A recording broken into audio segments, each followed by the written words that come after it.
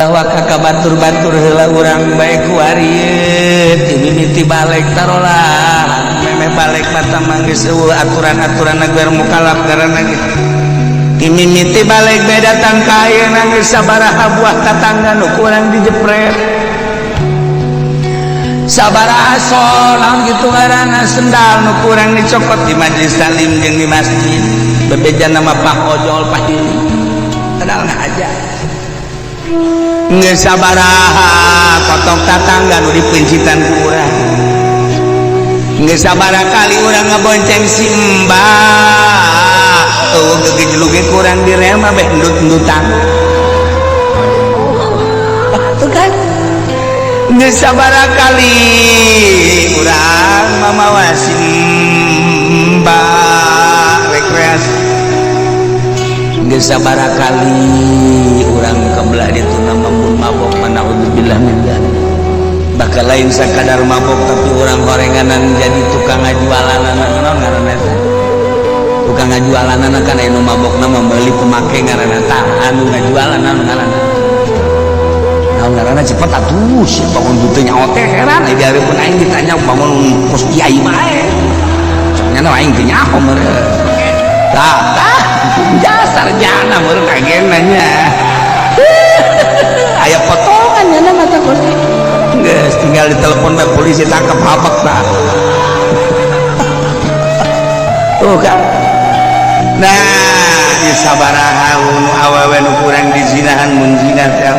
di sabaraha urang ngarugikeun batur di sabaraha urang ulah-ulah nampilingan nyiwit bae batur kesenangan di akhirat bakal diciwit di sabaraha kotok nu diadukeun emang kotok daekeun diadukeun kan teu daekeun urang diadukeun engke kapan urang teh diusulkeun ku Gusti Allah Gusti kotok abdi nyadar kotok cek urang Bandung mah Bandung ge mah hayam tapi abdi teh dizolim ulah waka dijadikeun lebu Gusti abdi can maras ka jelema nu baheula ngadu-ngadukeun abdi teangan cek Gusti Allah sanu ngadukeunan haji sabenerna mah jangan bawa ka dia tonton gawean ayo ya Allah aya jeung dia teh menusuk muludan teh teh menusuk mamaca aja dibawa ku kotok ka dinya jadi ku ari kotok adu-adukeun urang diadukeun dah ditonton ku triliunan manusia Masya Allah eta kan urusan-urusan hisab teh Gusti wasaturaduna ila alimil ghaibi wasyahada fa yunabbiukum bima kuntum ta'malun ya Allah ya Rabb aduh segala rupa bayat nipu teh ngabohong teh jelema anu dizolim ku urang baheula urang pernah jadi calo tanah minta dicokotan urang dibos dibayarkeun mah henteu atau dilambatkeun kan zolim teh ngaranna batur teh loba kepentingan rek meuli anu jadi tanyakeun ka bos mah kan geus bayaranna horeng nyangkut dicalo ke cenah sagedeung deui ke sagedeung deui diratur bo datang adanya ke Senin datang deui ke Rebo datang deui ke Senin oh bonen aya bari jadi lembur bonen gua nih tah ieu zalim Masya Allah karim encan deh urusan anak-anak nuntut urang mah cenah keur ditungkur jol anak naon deus sia ye ulah ka neraka gara-gara teu dididik ku abah ye ieu kula mah dituntut ka abah bae lantaran kula teh dipasantrenkeun ku abah teh aju teu nyaho ka pangeran teu nyaho ibadah gara-gara abah geus kula mah teu ridho ka jeung boga ka neraka lamun teu bareng jeung abah malaikat seret abah kula heula meme kula dah sia lain ka aing abah bae tolol si abah goblok si abah oh bae tadi tonton ku jelema kan kos kitu can ge beres jeung anak jol bae pamajikan nu kolot jeung nu ngora deh ieu lalaki hidung belang cek kana teh jai mah teu belang ieu aing mah sia tah mebet bae di nu ngora aing cilok dipirale-pirale ku sia baheula sia ngeunaan wari aing nuntut ka jeung hukum ge ye hakan sia nu teh ka neraka ayo ha jeung anak dan beres pembajikan gitu keneh terus dua nutil wah hiji ge nuntut deh hiji boga pamajikan ngan hiji-hiji nuntut datang-datang tulang cangkeng bae malaikat ceret dia lah ieu saya ieu pamajikan anak kok pamajikan sini tanah geus pokona kejujuran keadilan salaki buang kawaran salaki tolol goblok salaki seret Masya Allah hari anak pemajikan jual tetangga ini biang keladinya Masya Allah iya teh bahasa baheula mah dikerepak karana apa ya ieu da kumaha coba ieu tah iya ayat wasaturaduna ila alimil ghaibi wasyahadah fayunabbiukum bima kuntum ta'malun naon bae pagawean urang bakal dibalas ku Gusti Allah meme dibalas teh kapan dirinci heula kumaha pagawean soranganana jang dirina kumaha jeung anak kumaha jeung pamajikan kumaha jeung dulur kumaha jeung tatangga kumaha jeung atasan kumaha jeung bawahan kumaha jeung guru kumaha didinya urang iyalah wasaturaduna ila alimil ghaibi wasyahadah fa yunabbiukum bima kuntum ta'malun ya Allah ieu de kumaha cepat lalak urang hayu hitung urang mun isuk aing bae isuk bae celana mun aing isuk bae renungkeun ku urang umur aing 60 tahun Masya Allah urusan aing jeung Allah hubungan aing jeung Allah tambah urusanna letik musamah gampang tetapi urusan aing jeung makhluk musah berarti urusan anak hutang-hutang anu can dibayar urusan zalim teh dihinakeun urusan diomongkeun urusan-urusan eta baheula teh aing teh jadi kepala kuli baheula terhadap anak buah teh zalim teh jujur zalim aing teh baheula teh jadi lurah aing teh baheula jadi camat aing teh baheula teh jadi penggede aing teh jadi pemerintah aing teh jadi ieu kumaha urusan-urusan pagaweanana sesuai jeung aturan apa henteu wasaturaduna ila alimil ghaibi wasyahadah fa yunabbiukum bima kuntum ta'malun rasakeun renungkeun heula urang aduh ya Allah ya geus datang orang ka imah tas haji ku aja neng urangna ampura pan kakak jadi kos kieu sih ya ngaji naon sih di ditu neng ulah nuntut kayaknya di akhirat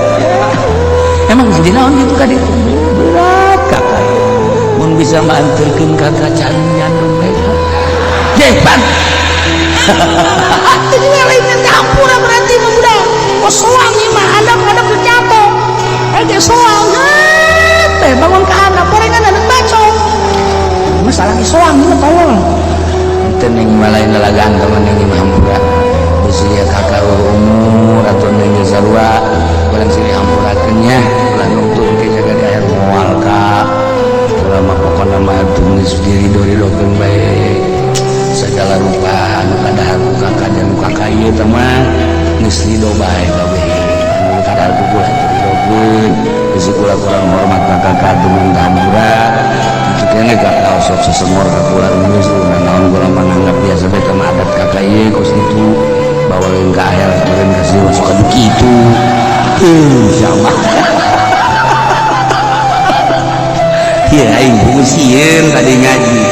wasaturaduna ila alimil ghaibi wasyahadah fa yunabbiukum bima kuntum ta'malun cenah ge bakal dibalikeun ka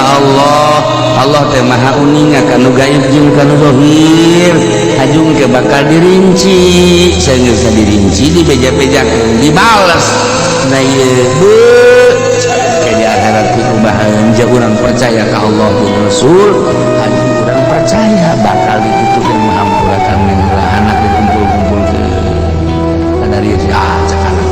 asana abah babal di harta ieu lain ya mah suka-suka dinya bahaya apa mah ieu wasiat ya sinaran ibadah sila ka Allah ulah tinggal salat geus kurang sehatan awak ade besisian apal kana bagan ibadah ngaji sia bisi ge dituntut ya jehe nyakola-nyakolakeun anak kuari manehanana di SD SMA ayo ya ayo terus tentang kuliah jadilah jana insinyur, jadilah jana Kapolda, jadilah Kapolri, jadilah jana DPR di pusat dan lain sebagainya, mewah mobilnya, batur kebanjirannya nama henteu hebat diistidraj ku Gusti Allah, datang ke akhirat lantaran teu nyaho ka Allah, dina nyaho na teu make. Iya bapana dituntut abdi teh disakolahkeun teh diwaukeun ka Allah kunaon diwaukeun ka guru doang, abdi teh ieu terus kuliah jadi kuari abah kasumbang ku abdi bapak kasumbang ku abdi dibelikeun mobil mewah imah mewah horenganan naon atuh ieu abdi teh diwaukeun ka Gusti Allah teh dipasantrenkeun ieu abah goblok udah kumaha coba di akhirat kitu-kitu hayu pikir dah cenah teman kiai nabe meureun supaya anakna malah santan kana teu hayang capek sidang sia lo saya mah percaya lo saya mah los ya awas di akhirat diancam sepoeng je awas ya tah barang kayak di akhirat ge barang tuh cak aing kan bener kan ulah bom serius ya sakola bae kadenge takut ceulik sia omongan aing kadenge malaikat balik seren waduh tak kiai cenah kejem banget pokoknya sia teu kadenge omongan aing meulang ka ieu ka aing sia teu kiai cuma tulungan keur ieu mah ka aing ieu ieu mah hampura bae ku ari tah tetep aing tulungan bae nomor dia mentok saja ini tetep bae tulungan bae masya Allah bedana ahli Allah jeung lain ahli Allah kumaha di akhirat. Di akhirat di dunia mah moal ciri, di akhirat ahli Allah mah careurik jelema ka ahli Allah cekna tenang henteu kami ieu salat teu bagus, puasa teu bagus, zakat teu bagus, kami ka neraka tenang cenah teh kumaha lamun bebejana ka Kiai Golkar, bebejana ka Kiai PDN, bebejana ka Kiai pamarentah sarua bingung lulumpatan Kiai embung dipentak dulu sebab janganan dia bingung tapi Kiai Allah lain hadir nyusul geus pokona sia ka surga gimana sebenarnya amal aing kabeh Allah tajang sarangnya Kiai aing mah kajieun ka neraka ge asal sia bae ka surga bakal Kiai Allah kitu bakal tah los ya amal aing bagi-bagi ku sia kabeh sia ka surga aing geus puas aing mah kajieun ka neraka kan usul kabeh kan ka Allah Gusti abdi teh ye boga amal joreh haju ka surga menanti mana pamere ti kiai anu aing nyanana mah bea ku kami diperebutkeun amalna haju kajieun cenah nyana mah ka neraka ge asal kami be baheula aja keur di dunia teh ieu ngaji keur di dunia teh ieu wauh jeung ruang kajieun di dunia mah padahal mah nonggengan ka nyana keur ieu tapi kami dibere amal nyana cak Gusti Allah sanggup mere amal nyana kamu ka neraka atuh nyana bae sanggup ka neraka ngabelaan maneh atuh komo aing ka nyana geus ka surga kabeh terus yang ulang ngomong sampul beda ahli Allah jeung ahli dunia itu memetikkan pribadi ahli Allah mah tembok kuari masih kena dilecehkan masih kena dijebian di akhirat bakal tararembong kiai Allah di akhirat bakal seperti eta gitulah Kangjeng Nabi nyaritakan di dunia mah teu tarembong pasti ngomong kitu asal sok disokeun ditakaburkeun diasaingkeun engke di akhirat mah bakal terbukti nu mana nu kiai Allah nu mana nu kiai dunia ieu nah ieu bakal di akhirat payunat dihukum bima kuntum ta'mal anu paling sedih naon coba di akhirat nu paling sedih mah ketika jelema geus ka neraka ditembongkeun tempat di sorga masyaallah haju lain sakadar ditembongkeun cak malaikat sia lamun ibadahna bener ikhlas sia lamun ibadahna bener ka Gusti Allah moal ka neraka tuh tempat sia lamun sia bener masyaallah teu nyeri kumaha ditembongkeun sorga teh tadi eta teh tempat maneh jang maneh geus aya tulisanana mun maneh harita bener ibadahna eta tempat maneh deuk teu nyeri deuk teu nyeri kumaha mah di neraka anu nembongkeun di tempatan urang mun urang bener mah di dinya atuh nyeri jasa emang ada deuk supaya leuwih nyeri jasa keur mah nyeri ka beuleuh nyeri ka panggang ditembongkeun deui ka geunahan di sorga jang urang mun urang bener masyaallah eta nyeri jasa mah nyeri jasa pokos urang kawin aju urang teh codeka bakal dikawinkeun teh ka si eta persyaratan urangna harita teh bener aju teu bener urang teu nyaho ngan kabar doang sia bakal dikawinkeun bisa dengan syaratna sia teh hiji ulah nonton TV nomor kedua sia ulah sok judi bae tah bakal dikawinkeun ngawe nu musi eta ngaranna tapi tetep barang meunang 1 tahun 2 tahun urang kena hebe kawin jeung ini bengking aduh ya susah ini urang ge mah bocor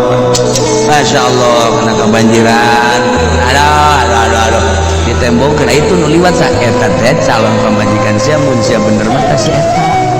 ya Allah ya Rabbi tama budak mulus amat cedah eta mah eta teh pamajikan sia kolot ge geus ngolotan tilok aya orang kolot tah eta calon sia mah dah Masya Allah aing mah teh memeh numpangkannya lagi supaya diheula jageulis jasa tah mah eta beuki nyeri bae kapan ditembongkeun tak bakal jang sia teh mun sia nu di sorga abe puas kanikmatanana ditembongkeun neraka tuh tempat sia tuh ukur digodog itu teh cai anu ngabuncal-buncal seudeu anu pohara di dinya ruhak nu pohara tuh kalah lelempangan dinya jeung orai-oraina eta teh pitempakeun maneh geus aya tulisanana mun harita maneh neruskeun kana kadugalaan maneh ngan kulantaran maneh haju kembali ka Allah haju ikhlas dicoret aturanna maneh di dinya kan nyana langsung sini ya Allah alhamdulillah bersyukur deui gede kau eta kanu panyeri-nyerina mah ahli sorga ditembongkeun tempat nu di neraka pitempakeun nu di neraka mun nyana terus dugalana bakal di dinya jadina pan tambah-tambah nikmat ka Gusti alhamdulillah nu di neraka ditembongkeun sorga tah tempat maneh tulisanana jang maneh lamun maneh bener harita kata di dinya kulantaran maneh haju teu bener di neraka yo